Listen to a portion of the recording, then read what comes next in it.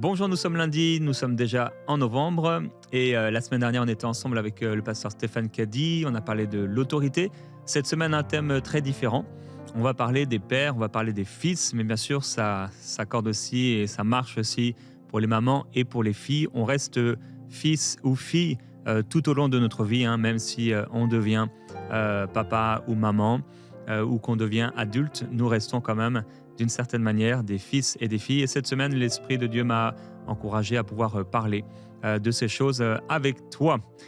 Alors aujourd'hui, je veux saluer pour commencer donc quatre villes dont deux qu'on a saluées. Yaoundé, on a salué Yaoundé il y a 2 mois environ, mais à nouveau, que le Seigneur vous bénisse, vous qui êtes à Yaoundé, donc au Cameroun. On veut aussi saluer les personnes, frères et sœurs, qui sont au Mans, en France. On connaît les 24 heures du Mans. Cette ville est connue pour ça. On vous salue. Je vous rappelle que si tu habites dans une de ces villes et que tu suis sur YouTube, n'hésite pas dans les commentaires à dire dans quelle église tu vas pour inspirer ceux peut-être qui n'ont pas encore d'église. Également Madagascar, Antananarivo, qu'on salue aussi, on l'avait salué cette année. Et Lausanne en Suisse. Lausanne, j'aime bien, j'ai eu l'occasion d'y aller bien souvent. Chaque été, on allait quand j'étais adolescent avec mes parents en famille à Lausanne. Très, très, très belle ville. Et beaucoup de chrétiens, de croyants qui sont fidèles au Seigneur là-bas. Alors que Dieu vous bénisse, vous aussi, qui êtes à Lausanne. On veut aussi pouvoir entendre un témoignage, bon, c'est Marie qui va le lire, hein, un témoignage de Pamela, et qui vient justement du Cameroun. On a salué le Cameroun et on entend ce témoignage. Je te rappelle que tu peux partager tes témoignages, que ce soit sur l'application Préinspiré ou directement en allant donc sur emcitv.com/je témoigne. Partage ton témoignage, essaie de ne pas avoir de bruit autour de toi.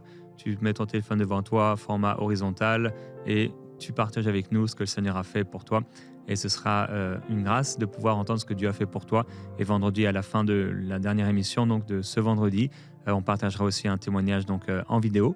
On écoute le témoignage de Pamela. Bonjour, je m'appelle Pamela et je suis camerounaise vivant au Cameroun. Je tiens tout d'abord à remercier le Seigneur qui m'a localisée à travers cette émission Prière inspirée, que je suis pratiquement tous les matins pendant que je me prépare pour aller au boulot. Je voyais les témoignages et je croyais qu'au travers de l'écran, Dieu pouvait me toucher de cette manière. Pendant un peu plus d'une semaine, j'ai ressenti une atroce douleur dans le sein droit.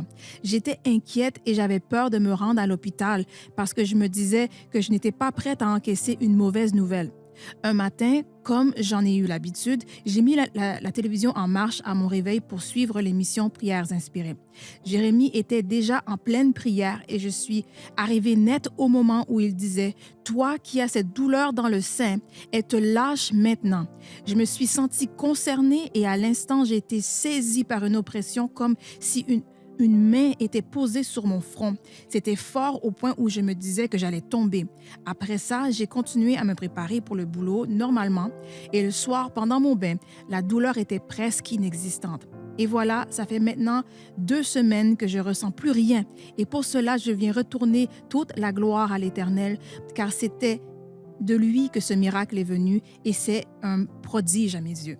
Merci à l'équipe EMCI merci à l'équipe de Prière Inspirée. Merci à Jérémie. Que Dieu vous bénisse pendant que vous avez accepté d'être ce canal par lequel il a décidé de répandre à son peuple. Amen, gloire à Dieu. Et je veux t'encourager toi aussi, si tu sens quelque chose dans ton corps, à pouvoir résister. J'aime ce verset qui dit que l'Éternel est une force pour ceux qui repoussent l'ennemi loin des portes. Alors, si tu sens quelque chose dans ton corps, ça ne veut pas dire que tu es malade, c'est des symptômes. Et si tu ne résistes pas, eh bien, il est fort possible que tu deviennes malade. Ce n'est pas la volonté du Seigneur, mais la volonté du Seigneur, c'est que tu marches dans la santé divine. Alors, c'est plus facile de pouvoir résister dès qu'on a les premiers symptômes et de prendre autorité que de laisser les choses aller, de tomber malade et que ça fait un certain temps. Et des fois, plus ça fait un certain temps et plus ça peut être difficile d'être dans un esprit de foi, parce qu'en fait, ça devient une réalité pour nous, quelque chose qu'on vit, alors que dans le nom du Seigneur Jésus-Christ, tu puisses résister à la maladie, résister aux symptômes, résister aux douleurs. En Jésus-Christ, tu as cette autorité de dire non à la maladie et de chasser loin de toi tout ennemi spirituel qui voudrait s'en prendre à ton corps, à ton âme, à ton esprit. Et tu peux le faire également, bien sûr, pour les gens de ta maison. Et on va parler de la maison, justement, aujourd'hui, et de la famille. Avec cette pensée du jour, je vais te rappeler la devise de prière inspirée. Avant cela, quels que soient les problèmes que tu rencontres, et jusqu'à l'imminent retour de Jésus, car Jésus revient bientôt, arrête-toi pour prier et lire ta Bible tous les jours. Marche dans l'amour et dans l'esprit. Persévère dans la foi et dans la sainteté. Et alors que la Bible parle de marcher dans l'esprit, on va parler dans cette pensée du jour du fait que on doit marcher dans l'esprit, on peut marcher dans l'esprit et d'une manière aussi naturelle. Nous marchons d'une certaine manière dans l'esprit de notre Père, dans l'esprit de nos parents, avec le titre de cette pensée « Tu as l'accent de ton Père ». Tu as l'accent de ton Père. Et on va lire donc dans Juges, chapitre 12, je vais y revenir pendant toute cette semaine, c'est l'histoire de Jephthé. Et en fait, on est donc dans une époque où Jephthé va être choisi pour pouvoir combattre les ennemis du peuple de Dieu. Il y a plusieurs tribus et Jephthé va faire appel à une tribu qui apparemment ne va pas répondre à cet appel. Et finalement, une fois que Jephthé a eu la victoire contre ses ennemis, cette tribu d'Éphraïm est vraiment mécontente parce que, eh bien, Galad, qui était Jephthé, donc Jephthé s'occupait de cette tribu de Galad, ils sont partis avec cette tribu contre ses ennemis. Et donc l'autre tribu, les Éphraïm, vont être jaloux parce qu'ils n'ont pas été appelés et ça va amener une guerre fratricide où finalement, eh bien, tribu contre tribu, ils vont se tuer les uns et les autres et ça va être surtout bien sûr Galad qui va tuer les gens d'Éphraïm. Et donc on arrive à ce moment, un moment dont j'ai déjà parlé, qui est en même temps drôle mais en même temps dramatique, qu'on lit avec Marie dans Juges, chapitre 12, versets 5 et 6.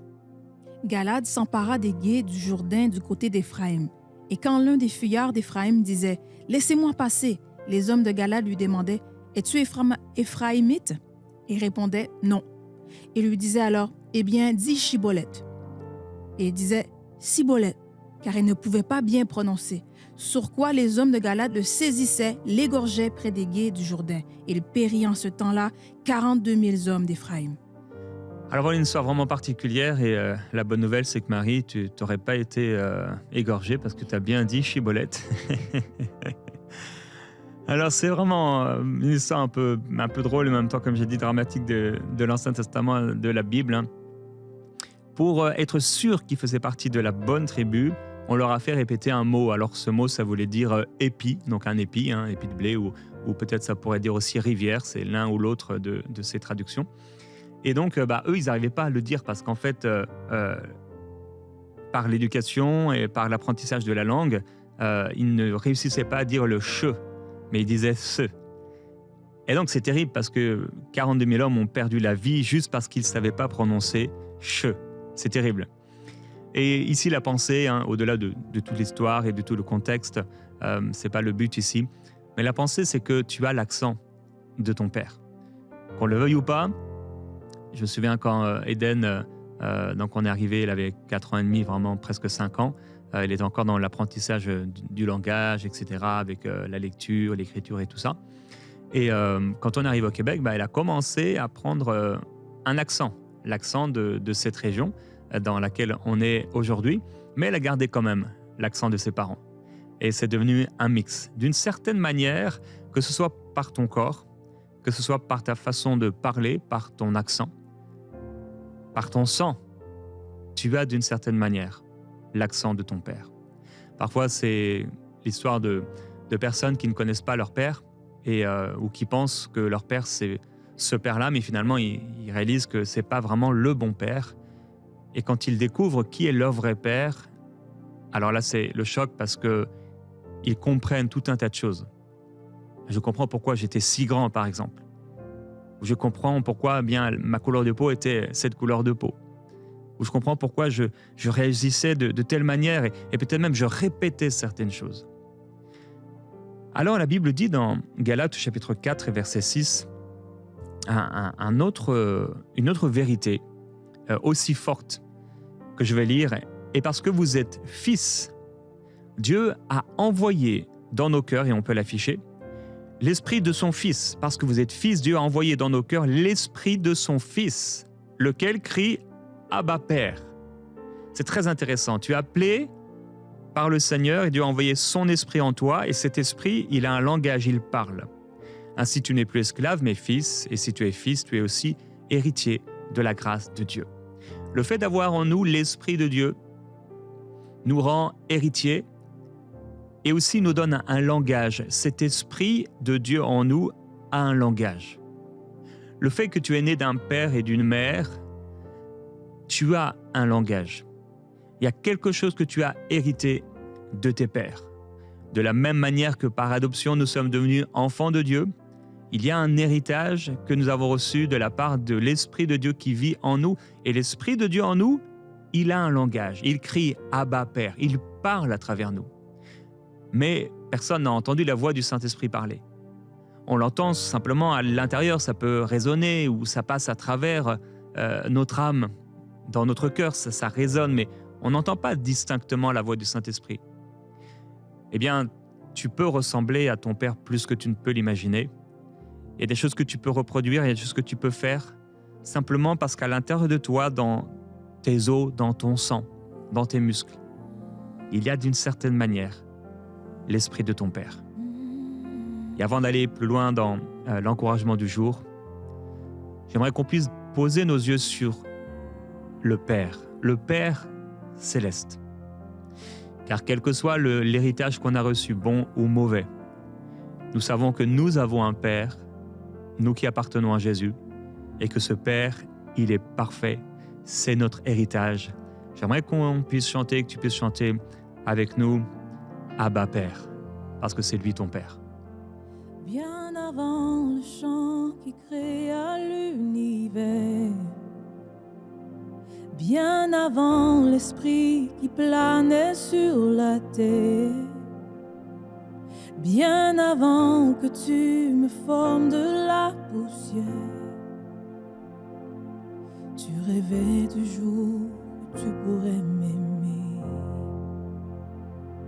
Bien avant les premiers battements de mon cœur, bien avant que je m'éveille à ta douceur,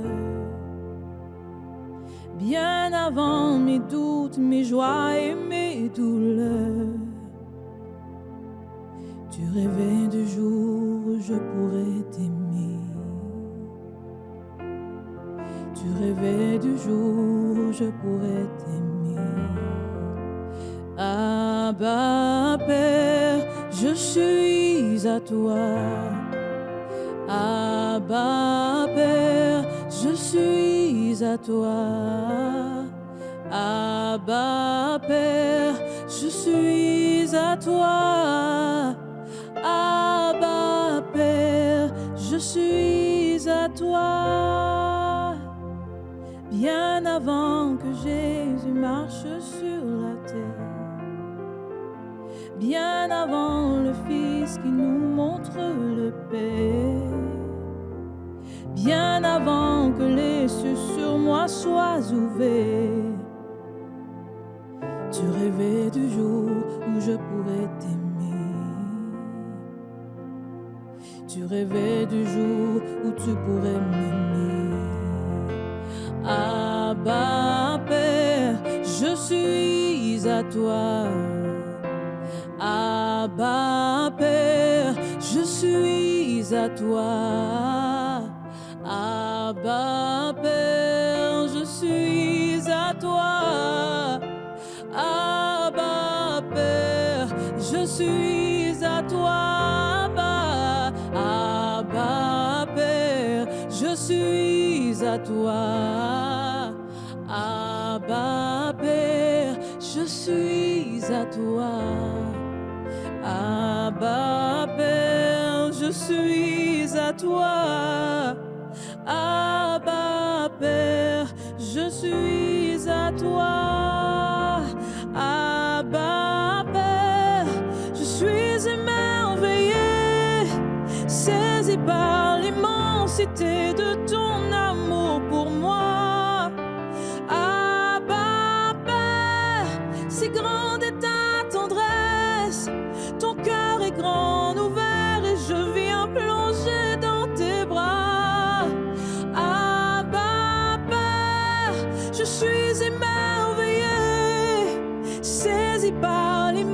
l'immensité de ton amour pour moi. Abba, Père, c'est grande est ta tendresse. Ton cœur est grand ouvert et je viens plonger dans tes bras. Merci Seigneur. Alléluia, il est notre Père et il est bon, il est merveilleux. Et je veux saluer, je ne sais pas pourquoi, mais tous ceux qui font du sport. Toi qui fais du sport, que le Seigneur soit sa force, qu'il soit ta force, qu'il donne de la vigueur à tes muscles. Dans le nom de Jésus, pas de claquage, pas de problème, mais de gloire en gloire avec le Seigneur, qui renouvelle nos forces. Alors dans cet encouragement du jour, donc c'est la continuité, et cette émission aujourd'hui, tel père, tel fils, ah oui. Alors c'est vrai que cette expression, on la connaît bien, tel père, tel fils. Et c'est pas les hommes qui l'ont inventé, en tout cas, c'est pas dernièrement qu'on l'a inventé, plutôt ça que je voulais dire. Mais déjà dans le livre d'Ézéchiel, on retrouve cette expression au chapitre 16, et on lit avec Marie au verset 44 et au verset 45. Voici, tous ceux qui disent des proverbes t'appliqueront ce proverbe. Telle mère, telle fille. Tu es la fille de ta mère qui a repoussé son mari et ses enfants. Tu es la sœur de tes sœurs qui ont repoussé leurs maris et leurs enfants. Votre mère était une Hétienne et votre père un Amoréen. Alors voilà, donc telle mère, tel fils, c'est la même chose que tel père, tel fils. Et ici dans le livre d'Ézéchiel, en fait, on découvre qu'en effet, il y a des choses qu'on peut voir chez les parents et que les enfants vont répéter. Il décrit ici que voilà, sa mère est une Hétienne, son père un Amoréen, il vient à la source et il explique qu'en fait, tu es la fille de ta mère qui a repoussé son mari et ses enfants. Et en fait, tu as fait la même chose, tu es la sœur de tes sœurs qui ont repoussé leur mari et leurs enfants. Et en fait, dans toute la famille, on répète les mêmes choses. Les mêmes choses se passent. Les femmes dans cette famille ont repoussé le mari et les enfants. Un abandon. C'est terrible, c'est tragique. C'est un esprit qui est sur la famille et qui se transmet aux enfants. Il y a des choses comme ça qui sont profondément spirituelles. Il y a des gens qui meurent tous de la même manière dans la famille. Il y a des gens qui répètent les mêmes péchés dans la famille. Il y a des personnes qui ont les mêmes addictions dans la famille. Pas seulement parce que l'enfant, peut-être il aurait été dans le ventre pendant que la maman était alcoolique, mais pas seulement cela, parce que ils sont nés dans une famille, bien sûr, ils ont vu des choses, mais pas seulement parce qu'ils ont vu des choses, mais également parce que tout simplement, c'est un esprit qui est derrière ces choses. Il y a un esprit qui est un esprit familial, c'est un héritage, et il est là. Et Osée, chapitre 5, verset 4, nous montre cela. Leurs œuvres ne leur permettent pas de revenir à leur Dieu, parce que l'esprit de prostitution est au milieu d'eux, et parce qu'ils ne connaissent pas l'Éternel. Voilà, Osée est en train de parler, en fait, et c'est Dieu qui parle. Au milieu d'eux, il dit, en fait, il y a un esprit de prostitution. Dans cette famille et ce contexte, on n'ira pas dans le contexte, mais il y a un esprit de prostitution qui empêchait ces personnes de venir au Seigneur. C'est aussi parce qu'ils ne connaissaient pas Dieu. Des fois, dans des familles, il y a des esprits qui sont là et qui travaillent contre la famille, qui œuvrent contre la famille et qui empêchent peut-être les gens de pouvoir vivre, expérimenter le Seigneur. Dans Matthieu chapitre 1, tu as remarqué comme moi, dans cette longue généalogie qui amène à la naissance de Jésus ou l'incarnation du Seigneur Jésus. Pourquoi le Nouveau Testament commence par une longue généalogie? Parce que, en effet, quand il écrit « tel engendra tel engendra tel », il y a un héritage. Il y a un héritage. Et c'est très intéressant de remarquer dans les évangiles et le Nouveau Testament de manière générale que Joseph va être vite oublié parce qu'il n'est pas le père de Jésus. Il est dans le naturel parmi les hommes, appelé père de Jésus, Joseph, son père. Mais nous savons que son père, c'est Dieu. C'est directement la source. Directement la source. Et Jésus est le Fils de Dieu. Alors il peut y avoir un esprit dans la famille, un héritage familial, spirituel, négatif que nous pouvons subir d'une manière ou d'une autre. Dans Juges chapitre 11, on va lire donc à propos de Jephthé, donc on en a parlé tout à l'heure, et on va lire tout le début du texte de Juges. Quand on commence à nous parler de Jephthé, on lit ça avec Marie, du verset 1 au verset 3. Jephthé le Galaïde, Galaédite. Ah oui, c'est dur, hein, c'est pas Chibolette et Cibolette. Le Galaadite, ouais, c'est pas facile à dire. Pardon, oui. Était un vaillant guerrier. Il était le fils d'une prostituée et son père était un certain Galaad. La femme de Galaad lui donna des fils qui, devenus grands, chassèrent Jephthé et lui dirent « Tu n'auras pas d'héritage dans la famille de notre père, car tu es le fils d'une autre femme. » Jephthé s'enfuit loin de ses frères et habita dans le pays de Tob. Des vauriens se rassemblèrent à ses côtés et il faisait avec lui les expéditions guerrières. Merci. Alors on voit ici que donc Jephthé, c'est un guerrier et en fait il est fils d'une prostituée. Il est fils d'une prostituée et son père va avoir des enfants avec sa propre femme. Et au bout d'un moment, certainement à la mort de son père, les fils vont vouloir avoir tout l'héritage pour eux, qu'il n'y ait rien du tout pour Jephthé et ils vont le chasser.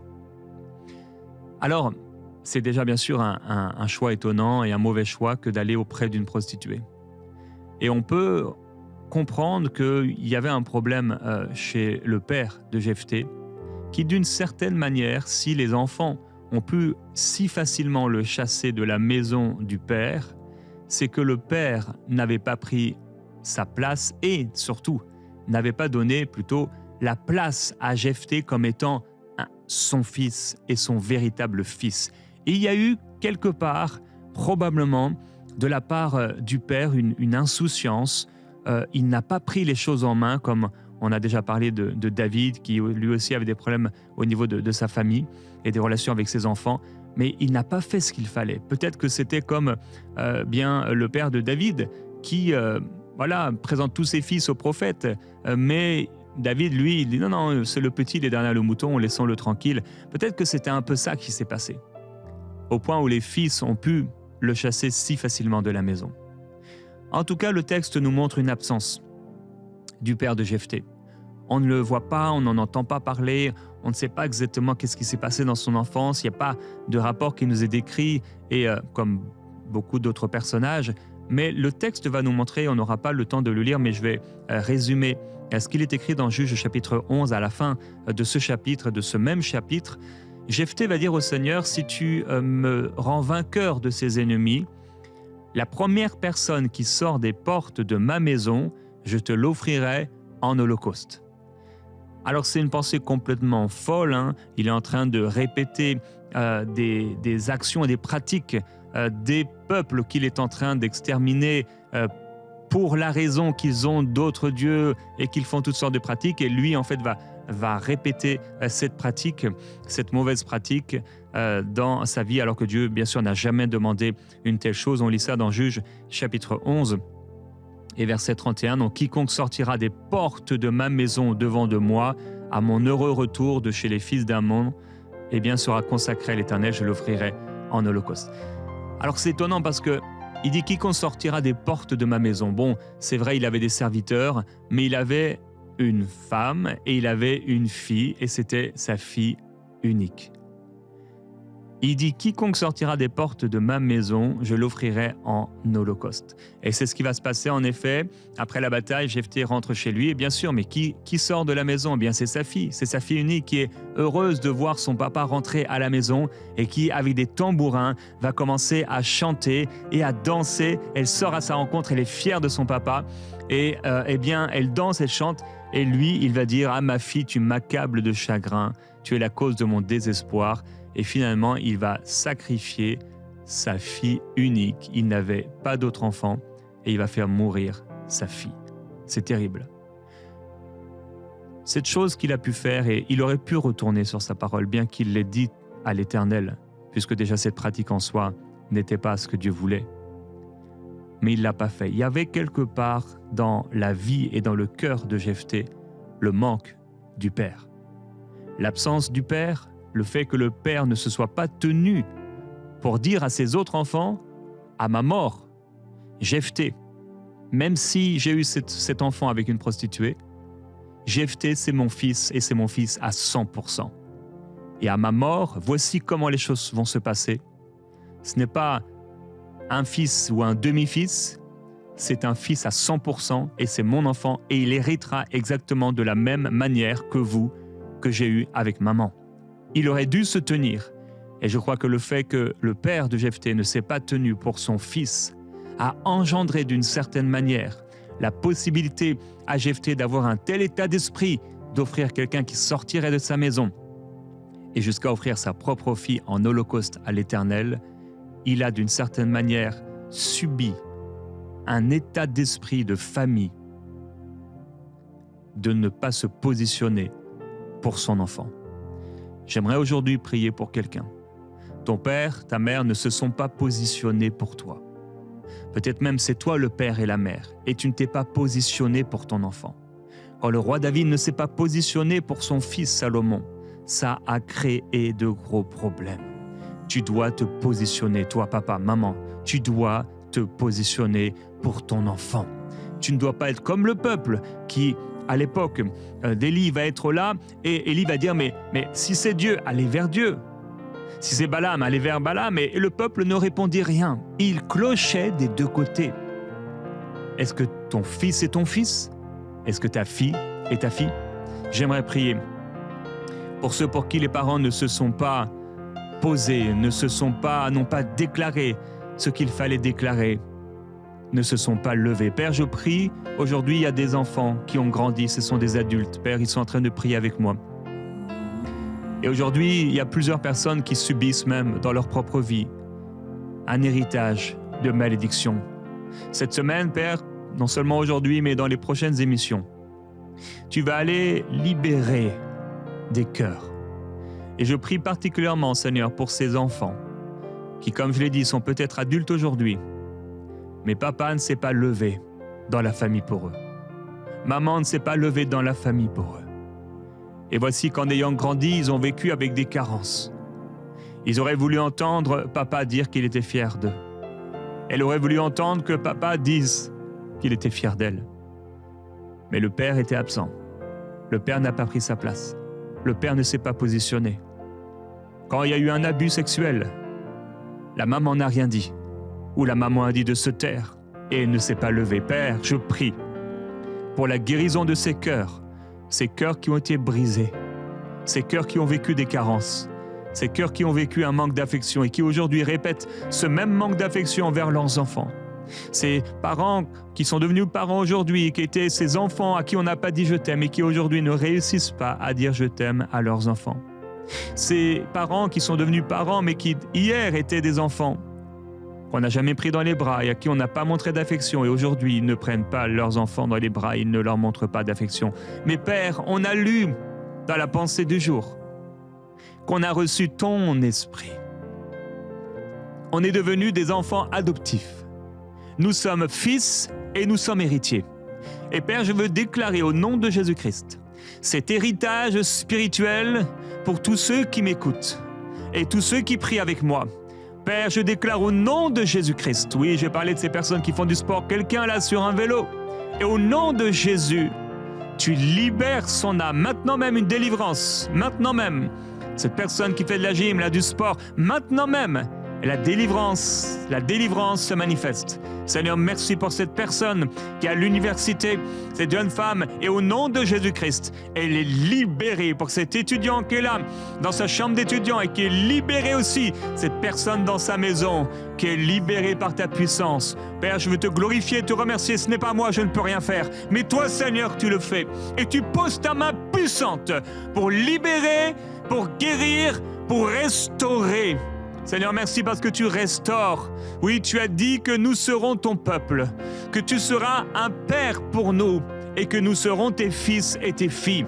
Alors Père, je veux te remercier. Et au nom de Jésus-Christ, je veux déclarer maintenant que quelqu'un est fils de Dieu. Quelqu'un est fille de Dieu. Père, merci. Je viens couper toute malédiction et tout héritage familial de malédiction. Et je viens, Seigneur, nouer au nom de Jésus maintenant, dans un même esprit, cette personne avec toi, Seigneur. Au nom de Jésus-Christ, que ça coule maintenant, que ça coule, cette bénédiction, cette transmission. Je déclare qu'à partir d'aujourd'hui, les choses seront différentes. Alors, mon frère, ma sœur, je t'encourage à pouvoir suivre toutes les émissions cette semaine. On va aller creuser et le Seigneur va faire un travail en toi. jusqu'à te positionner tel qu'il a voulu et que tu n'aies plus à subir cet héritage familial de malédiction dans ta vie et dans celle de tes enfants, de tes futurs enfants, autour de toi dans ton environnement. Au nom du Seigneur, on se retrouve donc demain.